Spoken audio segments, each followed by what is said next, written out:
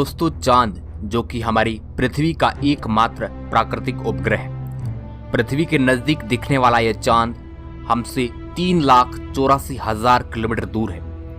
चांद पर सबसे पहले मनुष्य ने 20 जुलाई 1969 को पहला कदम रखा था और हमने ये साबित कर दिखाया कि अब हम केवल एक दुनिया तक सीमित नहीं हैं। चांद पर सबसे पहले कदम रखने वाले व्यक्ति नील आर्मस्ट्रॉन्ग थे।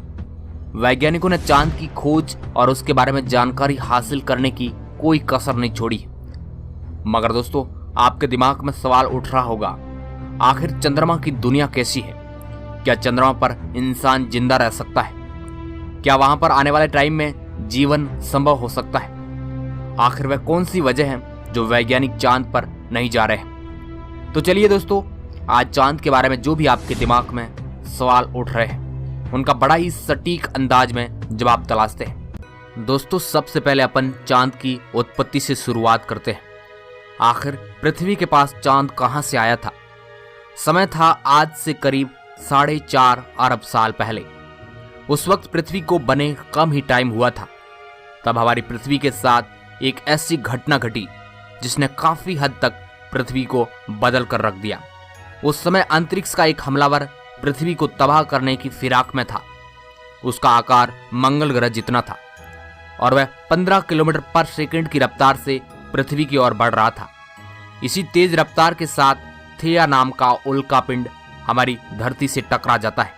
इस पिंड की टक्कर की वजह से हल्के पदार्थों के बने टुकड़े अंतरिक्ष में बिखर गए।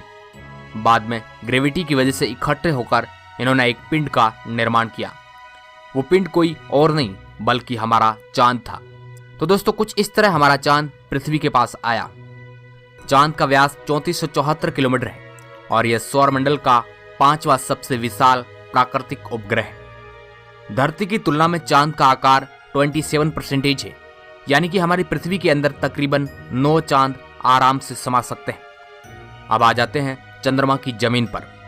जब आप चंद्रमा की जमीन पर खड़े होकर देखेंगे तो आपको उसकी जमीन ऊबड़ खाबड़ नजर आएगी और चांद की जमीन काफी क्रेटर यानी कि गड्ढों से भरी हुई है। दोस्तों, चांद की जमीन को सबसे पहली बार 1959 में टच किया गया था। 13 सितंबर 1959 को सोवियत संघ के मून मिशन लूना 2 ने पहली बार कोई मानव निर्मित यंत्र चांद की जमीन पर उतरा था। इनके बाद अमेरिका का अपोलो 11 ऐसा पहला मून मिशन था जिसमें एस्ट्रोनॉट समेत स्पेसक्राफ्ट ने चांद की जमीन पर कदम रखा। तारीख थी 20 जुलाई 1969। ये मानव इतिहास की सबसे बड़ी छलांग थी। इसके बाद कई मानव मिशनों को अंजाम दिया गया। दिसंबर 1972 के बाद चांद पर कोई भी इंसान नहीं गया है। जब आप चांद की जमीन पर खड़े होकर ऊपर की ओर देखेंगे तो आपको हमारा खूबसूरत ग्रह पृथ्वी नजर आएगा, जिसमें आपको पृथ्वी साफ साफ अपने अक्ष पर घूर्णन करती हुई नजर आएगी। लेकिन आसमान में उसकी स्थिति सदा स्थिर बनी रहेगी, अर्थात पृथ्वी को कई वर्षों तक निहारते रहो, वह अपनी जगह से टस से मस नहीं होगी। चांद का गुरुत्वाकर्षण पृथ्वी के मुकाबले 6 गुना कम है, यानी कि चांद की जमीन पर जाने के बाद हमारा वजन 6 गुना कम हो जाएगा। पृथ्वी पर हमारा वजन 60 किलो है, तो चांद की सरफेस पर आपका वजन केवल 10 किलो ही रह जाएगा। इसी कारण नील आर्मस्ट्रॉन्ग जब चांद पर चल रहे थे तब उछल उछल कर चल रहे थे, क्योंकि दोस्तों चांद पर पृथ्वी की तरह चल पाना संभव नहीं है। चांद पर नील आर्मस्ट्रॉन्ग और उनके साथियों के कदमों की छाप आज भी मौजूद है, क्योंकि वहां पर हवा न होने की वजह से वह निशान मिटते नहीं है। इसके साथ ही चांद की जमीन पर कई सारे बैग्स पड़े हैं जो कि चांद पर गए अंतरिक्ष यात्रियों ने फेंके थे, जिसमें उनकी मल मूत्र और उल्टियां हैं। जब अंतरिक्ष एजेंसियों के यान चांद की जमीन पर उतरकर वापस पृथ्वी पर आए थे तो वे अपने साथ चांद की जमीन से कुल मिलाकर 296 चट्टानों के टुकड़े साथ लेकर आए थे, जो वजन में 382 किलो भारी थे, ताकि भविष्य में इन पर शोध करके चांद के बारे में और ज्यादा गहराई से जान सके। अब बात कर लेते हैं चांद पर दिन और रात के बारे में। चांद को पृथ्वी का एक चक्कर लगाने में करीब 27.3 दिन लग जाते हैं और अपने अक्ष पर भी एक चक्कर लगाने में इतना ही टाइम लगता है। यही वजह है कि चांद पर एक बार में हमें एक ही भाग नजर आता है, दूसरा भाग छिपा रहता है। वही चांद पर एक दिन करीब 14 दिन का होता है। रात भी इतनी ही लंबी होती है। लिहाजा चांद की सतह पर मौजूद वस्तुओं पर रात और दिन का बहुत ज्यादा असर होता है। रात में चांद का तापमान लगभग -153 डिग्री तक गिर जाता है, जबकि दिन में तापमान 180 डिग्री सेल्सियस तक बढ़ जाता है। फिर चांद के अलग अलग हिस्सों की स्थितियां भी अलग अलग है। माना जाता है कि चांद का साउथ पोल ज्यादा ठंडा होता है। रात तो वहां पर इतनी ठंडी होती है कि पृथ्वी का कोई भी मनुष्य शायद ही वहां उन हालात में रह पाए। बस्तियां बनाने की कल्पना तो दूर की बात है। अगर वैज्ञानिकों की माने तो चांद के साउथ पोल पर तापमान दिन में भी ज्यादा गर्म नहीं होता है, लेकिन रातें बहुत ही ठंडी होती है। समय गुजरने के साथ ये गिरता है, हर ओर बर्फ जमने लगती है, ठंडे अधड़ चलते हैं। यह इस क्षेत्र में रहने की स्थितियों को और ज्यादा भयानक बना देते हैं।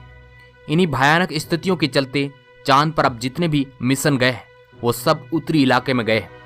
रात में जो हमें चांद चमकता हुआ नजर आता है, लेकिन आपको जानकर काफी हैरानी होगी कि चांद की अपनी खुद की कोई रोशनी नहीं।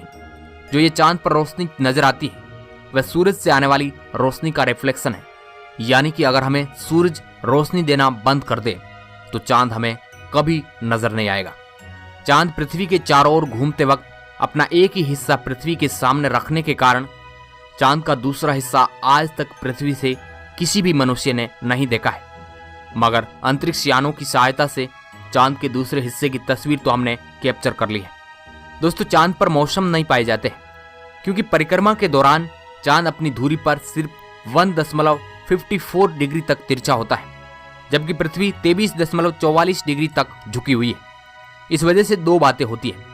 एक यह है कि चांद पर पृथ्वी की तरह मौसम नहीं बदलते हैं, और दूसरी बात यह कि चांद के ध्रुवों पर ऐसे कई इलाके हैं जहां कभी सूरज की रोशनी या किरणें नहीं पहुंच पाती है। चांद का गुरुत्वाकर्षण कमजोर होने की वजह से इसके पास कोई भी वायुमंडल मौजूद नहीं है। वायुमंडल की नामौजूदगी वहां पर रहने वालों के लिए सौर वायु और उल्कापिंड जैसे खतरे का डर लगातार बना रहता है। सूर्य के बाद आसमान में सबसे ज्यादा चमकने वाला कोई ऑब्जेक्ट है तो वह है चंद्रमा। जब हम पृथ्वी के आसमान की ओर देखते हैं तो हमें नीला दिखाई देता है, लेकिन चंद्रमा से देखने पर ऐसा नहीं है। वहां से आसमान हमें ब्लैक नजर आएगा।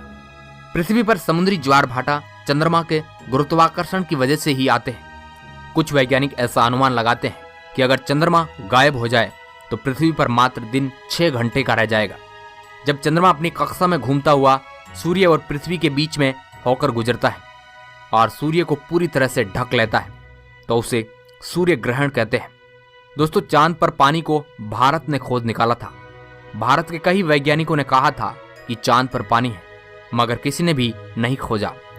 अभी जो आप वीडियो देख रहे हैं, अगर यह अटक अटक कर चल रहा है तो आप चांद पर जा सकते हैं, क्योंकि अमेरिकी अंतरिक्ष एजेंसी नासा ने वर्ल्ड रिकॉर्ड में अपना नाम दर्ज करवाते हुए चांद पर वाईफाई की सुविधा उपलब्ध कर दी है, जो कि 19 MBPS तक इंटरनेट स्पीड देता है। पृथ्वी से गोल दिखने वाला यह चांद असल में गोल नहीं बल्कि अंडाकार है। चांद हमारी धरती से हर साल 1.5 सेंटीमीटर दूर खिसकता जा रहा है।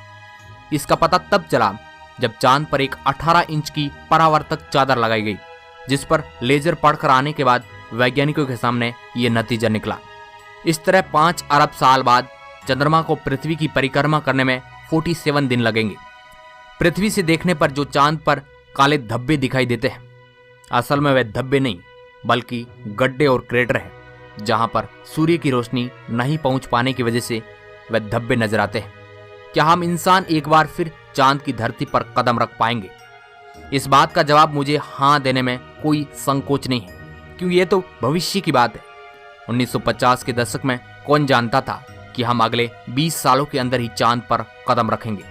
वैज्ञानिकों के नजरिए से देखा जाए तो चांद बड़ा ही मनमोहक और दिलचस्प है।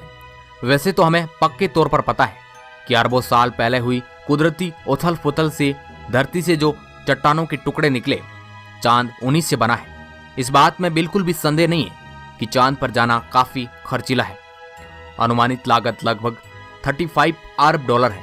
वैसे ये भी ध्यान देने वाली बात है कि इंसान वहां जाने के बाद वहीं मौजूद संसाधनों का इस्तेमाल करने लगेगा, तो लंबे समय में पैसे की बचत भी होगी। हमें इस बात का पता है कि चांद पर बड़ी मात्रा में बर्फीला पानी है और चट्टानों में ऑक्सीजन कैद है। इसलिए चांद के भावी नागरिकों के लिए हवा और पानी की जरूरतें पूरी की जा सकती है, मगर इस बात को पक्की पुष्टि के साथ भी नहीं कहा जा सकता है। चांद पर जाने की अन्य वजह है, वहां हीलियम से बड़ी सस्ती ऊर्जा के दोहन की क्षमता है। इसके साथ ही पर्यटन की संभावनाएं तो है ही। सूर्य का चक्कर लगाते हुए मंगल और बृहस्पति ग्रह के बीच अरबों उल्कापिंड घूम रहे हैं। कई ऐसी चट्टानें चक्कर लगा रही हैं जिनका आकार फुटबॉल के बराबर है और इससे कई गुना बड़ा भी है। इनमें से अधिकतर चट्टानों में पानी, हाइड्रोजन, ऑक्सीजन और कई तरह की मूल्यवान धातुएं भी है। उल्कापिंडों से काम की चीजें कैसे निकाली जाए, अमेरिकी अंतरिक्ष एजेंसी नासा इस पर अध्ययन कर रहा है। एक विचार यह है कि इस सामग्री का इस्तेमाल कम लागत पर अंतरिक्ष में किसी तरह का ढांचा खड़ा करने में किया जा सकता है। ये काम खर्चीला है, लेकिन लंबे समय में फायदे की